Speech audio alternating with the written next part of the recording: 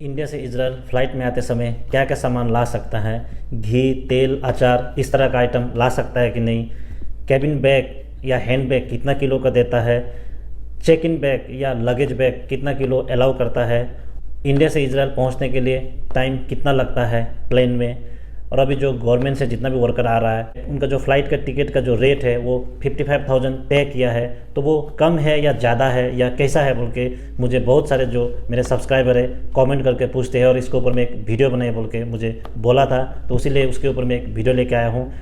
और इंडिया से इजराइल आते समय आपको फ़्लाइट में क्या गलती नहीं करना है वो भी मैं आपको बताऊँगा, तो वीडियो को पूरा देखिए तभी आपको पूरा जानकारी मिलेगा। तो चलिए वीडियो को शुरू करते हैं। तो सबसे पहले तो इंडिया से इजराइल आते समय आपको जो फ़्लाइट का टाइम है वो अगर डायरेक्ट फ़्लाइट है एयर इंडिया का तो आपको 6 घंटा 10 मिनट जैसा टाइम लगेगा। तो आपको वेट कितना दिया जाता है, तो वो ये है कि जो कैबिन बैग है, तो हैंड बैग है, तो उसमें आपको 8 केजी का वेट दिया जाएगा। जो चेक इन बैग है या आप बोल सकते हैं लगेज बैग, तो वो आपको 46 केजी यानी कि 46 केजी देता है। और वो भी जो है ना कि 23 केजी यानी कि 23 केजी का 2 बैग आपको बनाना पड़ेगा, और एक हैंड बैग करके टोटल 3 बैग होगा आपका। तो इस तरह से वेट दिया जाता है। जो एयर इंडिया में अगर आपको डायरेक्ट फ़्लाइट इजराइल के लिए मिलता है तो वेट काफ़ी अच्छा देता है। उसके बाद जो घी, अचार, तेल या इस तरह का आइटम अगर आपको लाना है तो जो लगेज बैग है, जो चेक इन बैग है, आपको उसमें डालना है।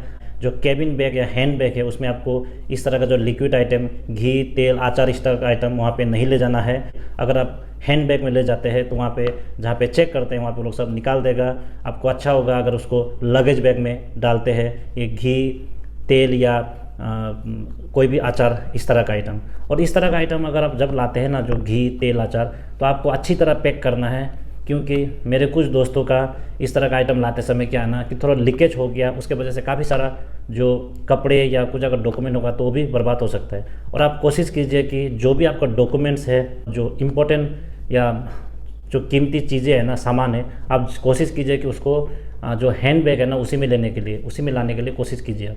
और अगला जो है कि अभी जो गवर्नमेंट से जो भी आ रहा है, स्टेट गवर्नमेंट के अंडर से जो भी वर्कर, कंस्ट्रक्शन वर्कर आ रहे हैं, तो उनको 55,000 पर पर्सन करके टिकट में चार्ज किया बोल के बोल रहा है।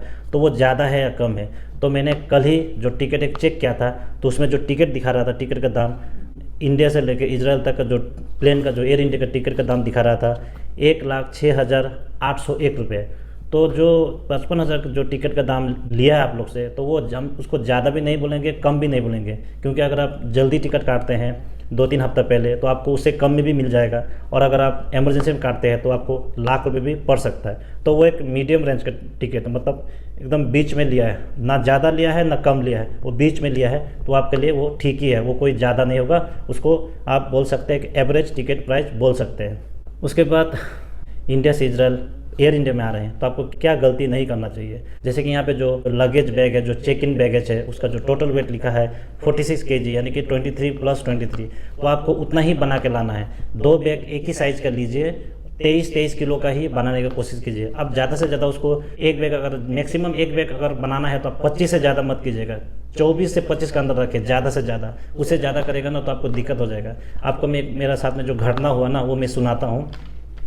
तो मेरा क्या घटना हुआ कि मैं 2023 को जब मैं छुट्टी गया था इजराइल से इंडिया के लिए, पहला बार छुट्टी जब गया था, तो मेरे यहाँ से जाते समय जो तेल अवीव एयरपोर्ट में है वहाँ से मेरे एयर इंडिया का टिकट लिया था, मतलब टिकट ऑनलाइन से लिया था, लेकिन मेरा एयर इंडिया का फ़्लाइट था। तो मेरा जो लगेज था 2 था, एक बड़ा लगेज था, एक थोड़ा सा छोटा था जो चेक इन लगेज है। तो उसमें एक का वेट था 28 और दूसरा का वेट था 18 केजी। तो मुझे क्या है कि उसमें अलाउ किया, मुझे कुछ दिक्कत नहीं हुआ इजराइल से इंडिया जाते हुए, इजराइल के एयरपोर्ट में कोई दिक्कत नहीं हुआ। लेकिन मैं जब रिटर्न हुआ, जब मतलब इंडिया से छुट्टी ख़त्म करके वापस आ रहा था, तब भी मैंने सोचा कि मतलब एक बैग अगर 25, 26 या 28 जब है तो 30 किलो भी अलाउ करेगा। दूसरा मैं सोचा था कि एक बैग को थोड़ा ज़्यादा बनाता हूँ, दूसरे बैग को थोड़ा कम भी होगा तो टोटल 46 होगा तो चल जाएगा। इसलिए क्या हुआ कि मेरा एक जो बैग था वो बड़ा था और एक बैग थोड़ा छोटा था।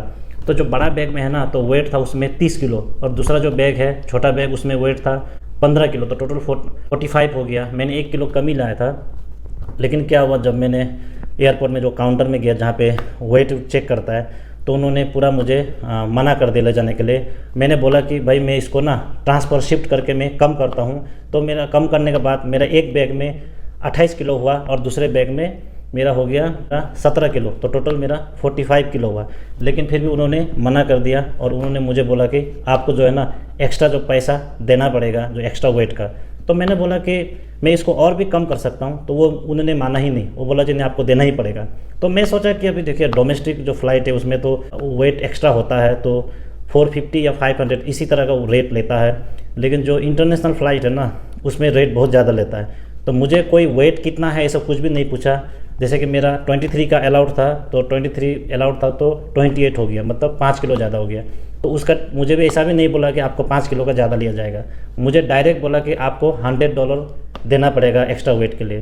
तो मैंने बोला ये तो $100 आप किस तरह से बोल रहे हैं, क्योंकि 5 किलो वेट है तो उसका मतलब पर केजी का किस तरह का वेट है, आप उस तरह से बोलिए। उन्होंने मेरा कुछ भी बात नहीं सुना। उन्होंने बोला कि डायरेक्ट आपको $100 देना पड़ेगा, वो भी दूसरे काउंटर में आपको पेमेंट करना पड़ेगा डेबिट कार्ड से या तो कैश। तो मैंने बाद में क्या किया कि उस समय अगर मेरा वहाँ पे उससे बहस करते करते मेरा मतलब समय भी थोड़ा लेट हो गया और उधर में जो तेल अवीव का फ़्लाइट था उसमें बोर्डिंग चालू हो गया। तो मैं थोड़ा हड़बड़ी में था। फिर मैंने बोला ठीक है मैं दे देता हूँ। तो मैंने गया वहाँ पे जो काउंटर में $100 पे किया, जो कि इंडिया का करेंसी में उस समय बनता था लगभग 8,250 रुपया बन रहा था। तो आप देख सकते हैं मेरे पास वो जो रिसिप्ट वो भी है, जो मैंने एक्स्ट्रा बैगेज का जो पैसा दिया उसका रिसिप्ट भी अभी भी है। तो ये मेरे साथ एक ना बहुत ही अलग तरह का घटना है ये। तो मुझे अच्छा तो नहीं लगा ये देते हुए, लेकिन उस समय मैं बहुत हड़बड़ी में था तो मैंने दे दिया। और इसमें जो चार्जेस लिया है ना, तो 8,250 तो $100 कर लिया, प्लस कुछ टैक्सेस भी लिया, मतलब 420 रुपया कुछ टैक्स भी लिया। तो टोटल मुझे पड़ा 8,670, यानी कि 8,670 इंडियन रुपीज़। तो मैं आपको ये वीडियो में भी डाल दूंगा। तो इस तरह का घटना मेरे साथ हुआ है। इसीलिए आप लोग अगर अभी जो भी वर्कर, कंस्ट्रक्शन को वर्कर, केयर गिवर या कोई भी वर्कर इंडिया से इजराइल आ रहे हैं एयर इंडिया में, तो आपको ये बात ध्यान रखना है। 23 किलो प्लस 23 किलो 46 किलो दिया है। उसमें अगर आप बैग बनाना है तो आप 2 बनाइए और उसको कोशिश कीजिए कि 23 किलो ही बनाने का, या सकता है तो आप थोड़ा कम ही बनाइए, 22 या 22.5 बनाइए। क्योंकि कभी कभार क्या आता है ना, हम लोग जो घर पे वेट करता है ना, उससे जो एयरपोर्ट का जो वेट है थोड़ा सा डिफरेंस निकल जाता है। तो अगर एक बैग आपका अगर 24 किलो तक है या दूसरा बैग 22 किलो है तो वो लोग अलाउ करता है, लेकिन उससे ज़्यादा है ना तो अलाउ नहीं करता है। उसमें भी अगर जो स्टाफ बैठा रहता है ना वहाँ पे जो काउंटर में, वो अगर अच्छा है तो वो अलाउ करेगा। उसको अगर ज़्यादा स्ट्रिक्ट दिखाना है ना, तो ज़्यादा उसको अगर पैसा लेना ही आपसे, तो वो अलाउड नहीं करेगा, आपको बोलेगा 23 किलो अलाउ करेंगे। तो इस बात को आप थोड़ा ध्यान दीजिए। जब भी बैगेज लाएंगे आप लोग कोशिश कीजिए कि 23 किलो ही लाने का। मेरा जैसा वो मत कीजिए, दोनों एक ही साइज़ का बैग खरीदिए और कोशिश कीजिए 23 किलो ही लाने का। तो ये मेरे साथ एक घटना हुआ था। तो मुझे ये बहुत ही बुरा लगा उस समय, क्योंकि मैं जब इजराइल से गया था तो मुझे कुछ नहीं बोला।